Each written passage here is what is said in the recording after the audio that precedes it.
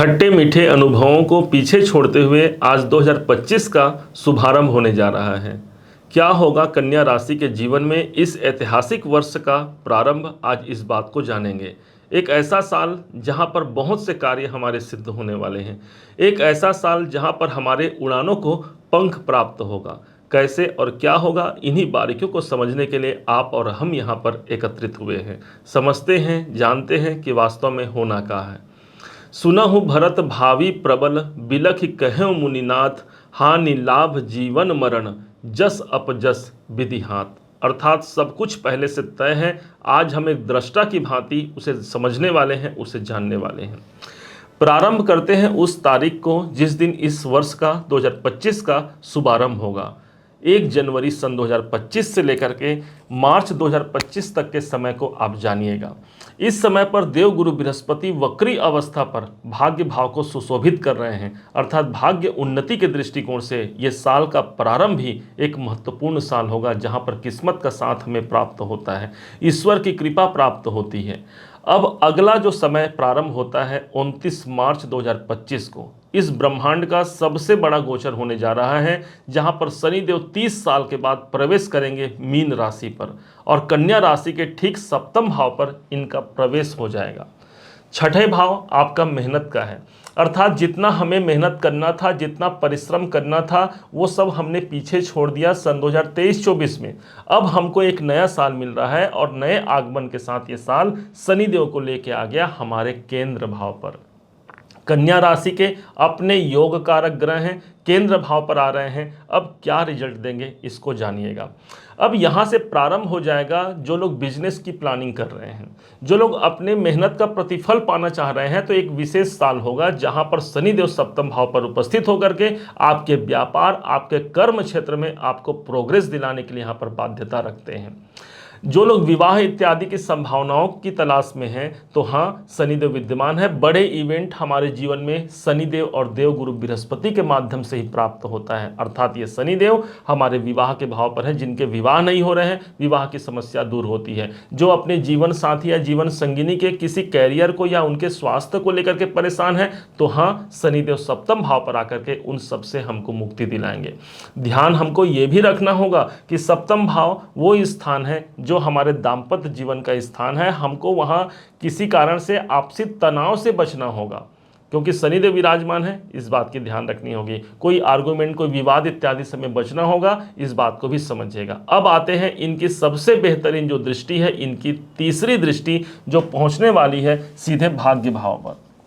एक तो अभी देवगुरु बृहस्पति भाग्य भाव को अभी रहेंगे, अभी छोड़ने वाला आपको बताएंगे कौन से डेट को देवगुरु बृहस्पति भाग्य भाव से छूट करके आगे बढ़ेंगे।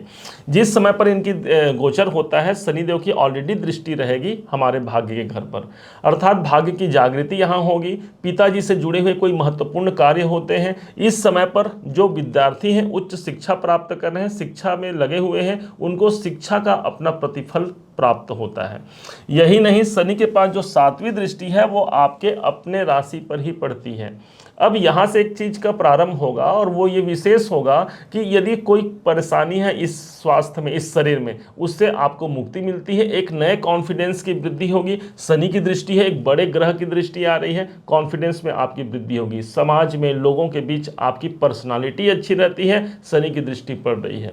ऊपर से शनि के पास जो इनकी 10वीं दृष्टि है वो पड़ रही है सीधे चतुर्थ भाव पर। अब यदि प्लान बनाना है आपको प्रॉपर्टी का, आप बना सकते हैं। आपको प्लान बनाना है नए घर खरीदने का, नए गाड़ी खरीदने का, बहुत दिन से सोच रहे हैं, तो ये ऐसा ट्रांजिट होगा जिसका प्रभाव हमको 15 मार्च 25 से लेकर के फरवरी 2028 तक देखने को मिलेगा। अर्थात इतने लंबे अवधि तक शनिदेव चलते हैं। 2.5 साल का ये समय रहेगा जहां पर हमको हमारे प्रॉपर्टी और घर से जुड़े हुए कार्य के साथ साथ हमको एक नए वाहन की प्राप्ति भी ये करा जाते हैं। चतुर्थ भाव माता जी का है। अब माता जी के प्रति आपका समर्पण ज़्यादा बढ़ जाएगा। माता जी की देख रेख करना, उनके स्वास्थ्य की परहेज रखना, उनके स्वास्थ्य भी हालांकि अच्छे रहेंगे। शनि की दृष्टि आ रही है, योग कारक ग्रह की दृष्टि है, माता जी के स्वास्थ्य के लिए भी अनुकूल हो गया। अब आते हैं देवगुरु बृहस्पति के पास। 15 मई सन 2025 का वो दिन होता है जिस दिन देवगुरु बृहस्पति नवम भाव को छोड़ करके 10वें भाव पर आपके कैरियर के भाव पर उपस्थित होंगे। हमने जितना दूसरों का सपोर्ट लेना था ले लिया, अब बारी है मेरे अपने कर्मों को जीने का, अब बारी है ग्रोथ का। देवगुरु बृहस्पति विराजमान रहेंगे दसम भाव पर, आपका पूरा फोकस अपने कैरियर की ओर चला जाएगा। आप अपने कार्य में बेहतरी की प्रयास करते हैं। गुरु को भाग्य के कारक माने गए हैं, गुरु को ईश्वर का कृपा माना गया है, अर्थात यही कृपा हमको मिल गया हमारे कैरियर पर। कैरियर बहुत बुलंदियों तक जाने वाला है। इसका मुख्य कारण है कि एक तो शनिदेव अभी भाग्य भाव को सुशोभित कर रहे हैं, दूसरा देवगुरु बृहस्पति मेरे कैरियर के भाव पर उपस्थित रहेंगे। नया काम मिलना, नया प्रोग्रेस होना, कोई इंक्रीमेंट बड़ा निकल करके सामने आना, कोई पोजीशन आपका बड़ा हो जाना, ये सब कुछ देवगुरु के हाथ में है जो आपको प्रदर्शित कराएंगे। अब इनके पास 3 दृष्टियां हैं, बड़े ध्यान से समझिएगा। इनकी जो पहली दृष्टि है वो पहुंचेगी सीधे धन भाव पर। माना जाता है देवगुरु बृहस्पति की 5वीं और साथ ही साथ इनकी 9वीं दृष्टि गंगा जल के समान पवित्रता रखती है, ईश्वरी कृपा वहां मिलती है। अब धन भाव पर दृष्टि है, अर्थात धन से जुड़े हुए कोई मामले हमारे अटके हुए हैं, धन प्राप्ति में विलंब हो रहा है, या जितना हमने मेहनत कर रहे हैं उसके अनुरूप हमको धन की प्राप्ति नहीं हो रही है, देवगुरु बृहस्पति की दृष्टि है, बहुत पॉजिटिव इससे समझिएगा।